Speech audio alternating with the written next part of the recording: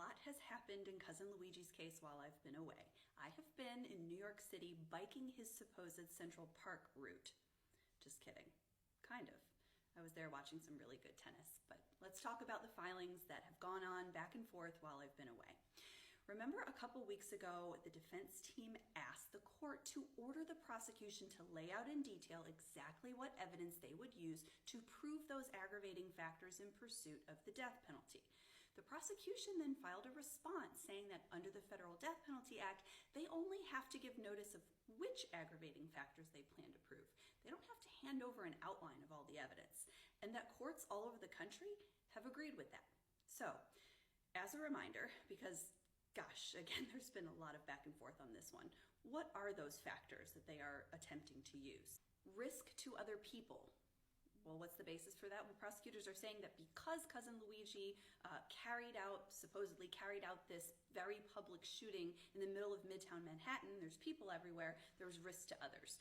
They said that there was substantial planning, that he went through a lot to make sure that he knew where Brian Thompson was going to be, that he obtained this ghost gun, that he obtained a fake ID. They point to his journals. They point to victim impact, saying that Brian Thompson's family was very much affected, and then they talk about community impact, the community at large. They also argue that Luigi poses a risk of future dangerousness, saying that his own writings and his actions were meant to inspire attacks on the entire healthcare industry at large. They also argue that Shane Tamura, who allegedly committed that recent Manhattan office building shooting that killed 4 people, including that NFL employee, was somehow inspired by Luigi.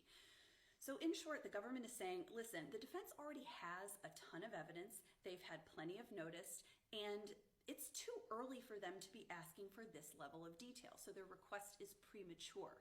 Now, on September the 5th, the defense then filed its reply to the government's response, and in that reply they argue that the law doesn't explicitly require an evidentiary outline. They're kind of admitting that, but they're saying that due process in a death penalty case, which this is, does.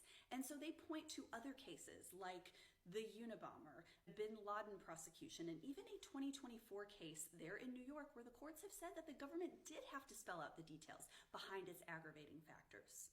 But the defense is saying that the government's notice here in this case is far too vague. For example, them claiming that Luigi put other people at grave risk just because the shooting happened on a busy Manhattan street could make, that fact could make any shooting in the middle of Manhattan death penalty eligible because it's always crowded in Midtown Manhattan. On victim impact, the prosecutors just kind of say the obvious, that the family of Brian Thompson and his coworkers and others were affected, they suffered. Well, no kidding. But the defense is saying, you haven't told us who or how.